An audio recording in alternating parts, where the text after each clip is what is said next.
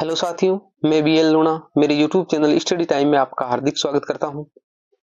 हम हिंदी साहित्य का इतिहास पढ़ रहे हैं और उस हिंदी साहित्य के इतिहास में जो हमारा है प्रगतिवाद जो चल रहा है। पिछली जो क्लास थी उसके अंदर हमने नागार्जुन के बारे में देखा। आज इस क्लास के अंदर जो प्रगतिवादी काव्य धारा के जो अन्य कवि है उनके बारे में हम देखेंगे। आज ये प्रगतिवाद है वो कंप्लीट हो जाएगा, उसके बाद में प्रयोगवाद रहेगा। तो अगर आप मेरे चैनल पर पहली बार विजिट कर रहे हो तो चैनल को सब्सक्राइब कर ले, बेल आइकन को ऑल पे प्रेस कर ले, ताकि जब भी मैं कोई नया वीडियो अपलोड करूं तो उसका नोटिफिकेशन आपको तुरंत मिल सके। प्रत्येक दिन वीडियो 5:15 बजे शाम को अपलोड हो जाती है। आप कंटिन्यू मेरे चैनल से जुड़े रहे। ये सारी वीडियो, इसकी एक प्लेलिस्ट बनी हुई है फर्स्ट ग्रेड के नाम से, तो आप उसमें जाकर वो सारे वीडियो क्रम से देखिए, आपको अच्छे से समझ आएगा। वीडियो में किसी भी प्रकार का आपको डाउट या कंफ्यूजन होता है तो आप मेरे को कमेंट कर सकते हो। शुरुआत करते हैं हम केदारनाथ अग्रवाल से। तो केदारनाथ अग्रवाल है वो एक प्रगतिवादी काव्य धारा के कवि है। जन्म इसका 1911 ईस्वी में हुआ था।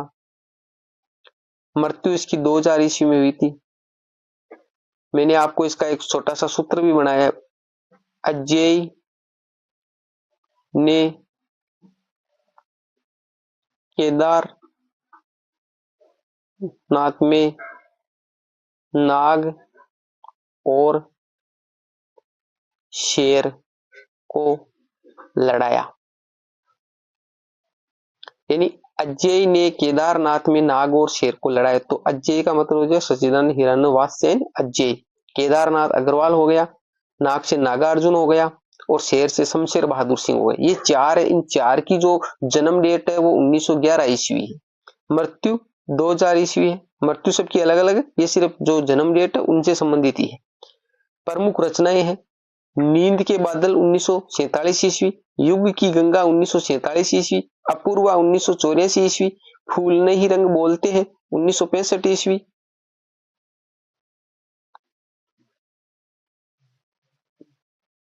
लोक और आलोक 1957 ईस्वी, आग का आईना 1970 ईस्वी, बसंती हवा, माँ जी ने बजाओ बंसी, पंख और पतवार 1979 ईस्वी, है मेरी तुम 1981 ईस्वी और मार प्यार की थापे 1981 ईस्वी।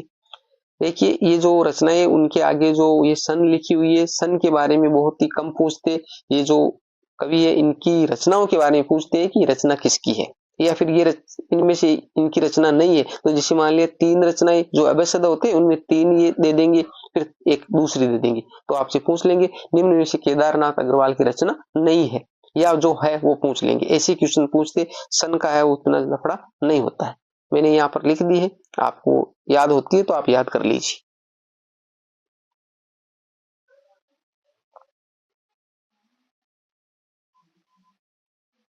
केदारनाथ अग्रवाल पेशे से वकील थे। कहने का मतलब ये जो पेशे से क्या थे, वकील थे। इनको सोवियत भूमि पुरस्कार व साहित्य अकादमी पुरस्कार मिला था। 2 पुरस्कार मिले हुए, एक तो सोवियत भूमि पुरस्कार और एक साहित्य अकादमी पुरस्कार। इनको छायावादोत्तर कविता का पंत कहा जाता है। छायावादोत्तर काव्य का पंत कहा जाता है। तो छायावाद का जो पंत है वो कौन थे, सुमित्रानंदन पंत। सुमित्रानंदन पंत, तो छायावाद के पंत है वो सुमित्रानंदन पंत थे। अब सुमित्रानंदन पंत हमने देखा कि जयशंकर प्रसाद, सुमित्रानंदन पंत और सूर्यकांत त्रिपाठी निराला 3 थे।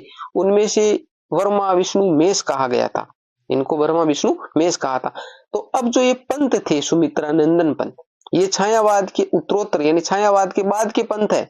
कौन, केदारनाथ अग्रवाल। तो छायावाद के जो पंत थे सुमित्रानंदन पंत, उनको जैसे ब्रह्मा विष्णु महेश दो 3 नाम थे, तो इनका क्या नाम था, उनमें से ब्रह्मा था या विष्णु था या महेश थे, आप मेरे को कमेंट करके बताइए। आप कमेंट करते नहीं हो, कमेंट किया करो।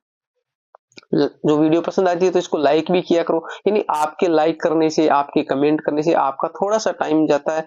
हम जो इतनी मेहनत करें तो हमारा भी एक मोटिवेशन बढ़ता है। तो आप जरूर कमेंट किया करें, ये आपसे एक विनती है, क्योंकि इतना अच्छा आपको कंटेंट फ्री में उपलब्ध करवाया जा रहा है। बहुत मेहनत लगती है, ऐसे नहीं है कि वीडियो आपके सामने ऐसे ही आ जाती है, बहुत मेहनत लगती है। तो आप कमेंट जरूर किया करें, लाइक भी जरूर किया करें।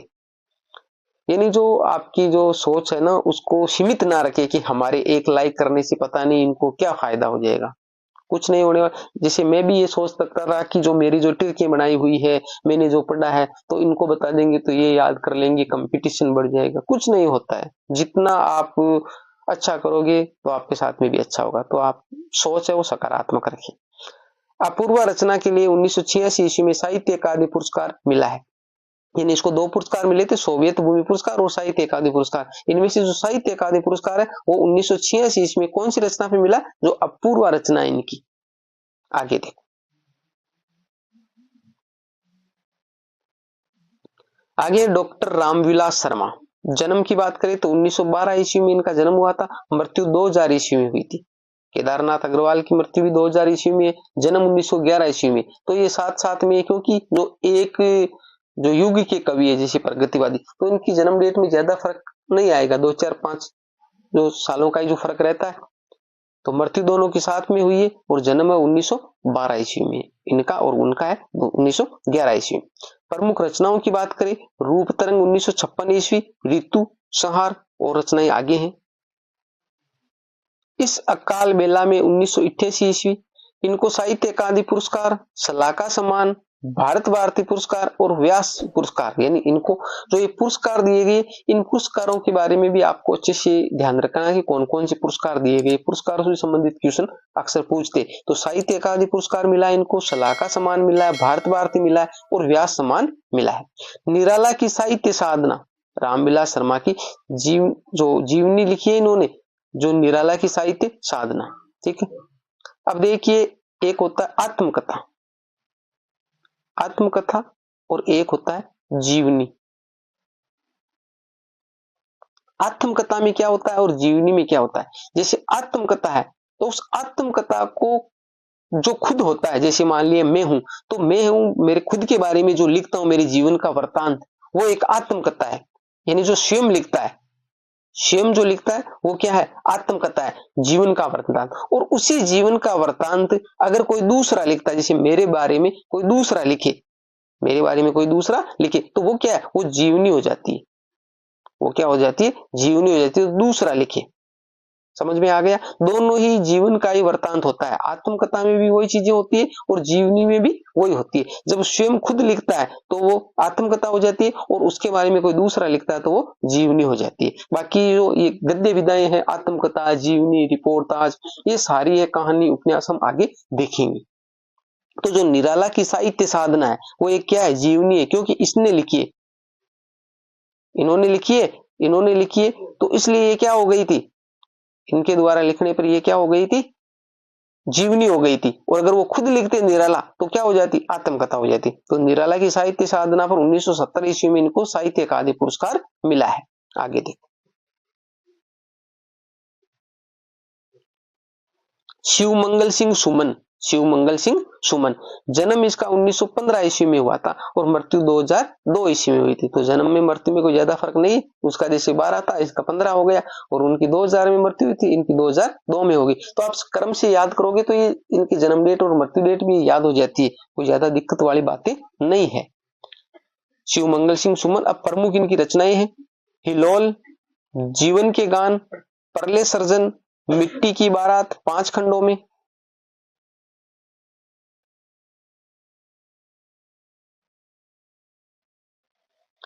इसे संसार का दूसरा बड़ा शोक गीत कहा जाता है।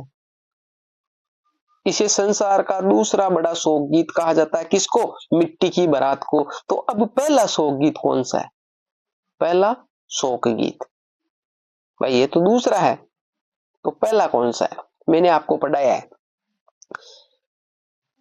मिट्टी की बारात है, याद रखना है। मिट्टी की बारात है, वो 5 खंडों में है। इसे संसार का दूसरा बड़ा शोक गीत कहा जाता है। तो पहला शोक गीत कौन सा है? तो आपने देखा, सरोज स्मृति, सरोज स्मृति।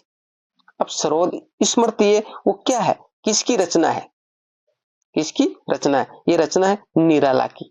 इसकी रचना निराला की, सूर्यकांत त्रिपाठी, निराला।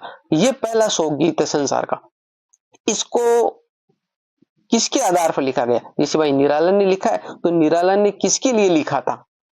किसकी याद में लिखा था, किसकी स्मृति में लिखा था, ये मेरे को आप कमेंट करके बताइए। अगर आप मेरे चैनल से कंटिन्यू जुड़े हुए तो आपको अच्छे से पता होगा, ऐसे क्वेश्चन अक्सर पूछे जाते, आप इनको हल्के में मत लेना, क्योंकि एग्जाम में तैयारी सब लोग करके जाते हैं, ऐसी बात नहीं कि तैयारी करके नहीं जाते, बस यही होता है कि आप अच्छे से डीपली तैयारी नहीं करते और वो क्वेश्चन आपसे गलत हो जाते। बाकी कम पढ़ना, पर जो पढ़ते उसको अच्छे से पढ़ना, समझ रहे। तो मिट्टी की जो बारात है शिवमंगल सिंह सुमन की, तो उस रचना पर इनको 1914 ईस्वी में क्या मिला है, साहित्य अकादमी पुरस्कार मिला है। वैसे जो साहित्य अकादमी पुरस्कार है वो जैसे हर साल है, वो क्रम से 1955 से जो शुरुआत हुई थी, 1955 से शुरुआत होकर जो आगे आगे बढ़ते गए, 1955 में कौन सी रचना थी, हिम तरंगिणी, हिम तरंगिणी रचना पर इनको साहित्य अकादमी पुरस्कार मिला था। अब हिम तरंगिणी रचना किसकी है, ये भी मेरे को आप कमेंट करके बताइए। आप ऐसे कमेंट करते चलो, जो पीछे का भी रिवीजन होता रहे। चीजें ना ऐसा नहीं है कि आपने एक बार पढ़ लिया तो फिर जिंदगी भर याद रहेगी, वापिस भूलते रहते हैं, तो इनको बार बार याद करना आता है, ठीक है। तो पीछे वाली चीजें भी आप देखते रहे और मेरे को कमेंट करके बताइए। रांगेय राघव आगे है, रांगेय राघव जन्म 1923 ईस्वी में हुआ था, मृत्यु 1962 ईस्वी में हुई थी। प्रमुख रचनाएं इनकी, अजय खंडर 1944 ईस्वी, पिघलते पत्थर 1946 ईस्वी, राह के दीपक 1947 ईस्वी, मेधावी 1947 ईस्वी, पांचाली 1955 ईस्वी। फिर है त्रिलोचन शास्त्री, इनका छोटा छोटा ही वर्णन है, वो देख लेते हैं। त्रिलोचन शास्त्री, उनका जन्म 1917 ईस्वी में हुआ था, मृत्यु 2007 ईस्वी में हुई थी। इनकी प्रमुख जो रचनाएं है वो है, मैं उस जनपद का कवि हूं, ताप के तापे हुए दिन। त्रिलोचन हिंदी सोनेट अंग्रेजी छंद को स्थापित करने वाले कवि के रूप में जाने जाते हैं। यानी जो सोनेट, सोनेट नाम का एक छंद है जो किस में चलता है, अंग्रेजी में चलता है सोनेट, क्योंकि अंग्रेजी का भी तो साहित्य है, तो सोनेट वो अंग्रेजी में चलता है। तो त्रिलोचन है वो हिंदी के अंदर जो सोनेट अंग्रेजी छंद उसको स्थापित करने वाले कवि माने जाते हैं। यानी सोनेट को हिंदी में स्थापित करने वाले कवि कौन थे, त्रिलोचन। त्रिलोचन हिंदी में सोनेट को स्थापित करने वाले कवि के रूप में जाने जाते हैं। इनका मूल नाम वासुदेव सिंह था, ये मोस्ट है, पूछा जा सकता है और पूछा भी गया है। यानी जो त्रिलोचन है उसका वास्तविक नाम क्या था, तो त्रिलोचन का वास्तविक नाम था वासुदेव सिंह। ताप के तापे हुए दिन, ये रचना मोस्ट है। 1981 ईस्वी में इनको साहित्य अकादमी पुरस्कार मिला है। ताप के तापे हुए दिन त्रिलोचन की रचना, जिसपे 1981 ईस्वी में क्या मिला है, साहित्य अकादमी पुरस्कार मिला है। इसके बाद में गणपति चंद्र भंडारी, और इनकी एक मुख्य रचना है रक्तदीप, ये भी मोस्ट रचना पूछी गई है। रक्तदीप किसकी रचना है, तो हमारे गणपति चंद्र भंडारी की। ये रचनाएं जो मैंने यहाँ पर लिखी, वैसे इनकी रचनाएं बहुत सारी है, ऐसा भी नहीं है कि भाई एक दो रचनाएं, बहुत सारी रचनाएं, पर जो मोस्ट रचनाएं जिनसे संबंधित एग्जाम में क्वेश्चन पूछते, तो आप जो मैंने रचनाएं जहां जहां लिखी है, इन रचनाओं को आप अच्छे से याद कर लीजिए, क्योंकि यहाँ से आपसे क्वेश्चन है ना, वो रचनाओं से संबंधित कैसे क्वेश्चन पूछे जाते हैं। जैसे मान लिया इधर ए हो गया, इधर बी हो गया, सी हो गया, डी हो गया, ऐसे हो गए, तो यहाँ पर जैसे रचनाओं के नाम दे देंगे, रचनाओं के नाम देंगे, इधर कवि के नाम देंगे, कवियों के नाम देंगे। फिर इसको मैच कराना होता है, जैसे मान लिया ये इसकी रचना है, ये इसकी रचना है, ये फिर इसकी हो गई, ये इसकी हो गई, तो इस प्रकार इसको मैच कराना होता है। तो आपको रचनाओं के नाम अच्छे से याद रखने, आप वहां पर कंफ्यूजन हो जाते हो कि ये रचना किसकी थी, भूल जाते हो, तो अच्छे से आप इसको बार बार रचनाओं को ऐसा भी नहीं रटना, आपको रटना नहीं, बार बार पढ़िए। आप बार बार पढ़ोगे तो जैसे ही एग्जाम में आएगा, जैसे वहां पर आया नाम ताप के तापे हुए दिन, तो आपके दिमाग में ऑटोमेटिकली नाम आ जाएगा त्रिलोचन। ताप के तापे हुए दिन देखते ही आपको क्या होगा, त्रिलोचन नाम आ जाएगा, तो ये त्रिलोचन की रचना। ऐसे रक्तदीप नाम आया, आपके दिमाग में ऐसा आ जाएगा गणपति चंद्र भंडारी। बार बार जब पढ़ोगे तो इसको रटना नहीं, बार बार पढ़ना है, क्योंकि रटना तो कितनी देर तक रटोगे, 1 2 5 10 ऐसा तो है नहीं, तो रटना नहीं है, इसको याद करना है। अब इसके बाद में हमारा प्रयोगवाद, जो 1943 से लेकर 1953 ईस्वी में रचा गया है। इन 1943 से 1953 ईस्वी की जो समय सीमा है वो प्रयोगवाद कहलाती है। इसको हम अगली क्लास के अंदर देखेंगे। प्रगतिवाद तक हमने अच्छे से देख लिया। अब प्रयोगवाद, इसके बाद में नई कविता जो साठोत्तरी कविता है, इसके बाद में हमारा जो हिंदी साहित्य का इतिहास है वो लगभग कंप्लीट हो जाएगा। फिर इसकी कुछ गद्य रचनाएं देखेंगे, जो वो एक एक दिन में 5-7 जो रचनाएं, जैसे एक उपन्यास हो गया, फिर उसमें कहानी हो गया, रिपोर्टाज हो गया, तो 5-7 दिनों के अंदर वो कंप्लीट कर लेंगे। फिर हम काव्य शास्त्र करेंगे, काव्य शास्त्र के बाद पाश्चात्य शास्त्र है, फिर जो व्याकरण है, फिर रचनाएं, ऐसे करके हम जल्दी ही उनमें जितना जो हिंदी साहित्य के इतिहास में जितना टाइम लगा उतना टाइम उनमें नहीं लगेगा, वो थोड़े थोड़े दिनों के अंदर सारे टॉपिक है वो कंप्लीट हो जाएंगे। वीडियो पसंद आई है तो इसको लाइक करिए, अपने दोस्तों के साथ में भी शेयर कीजिए।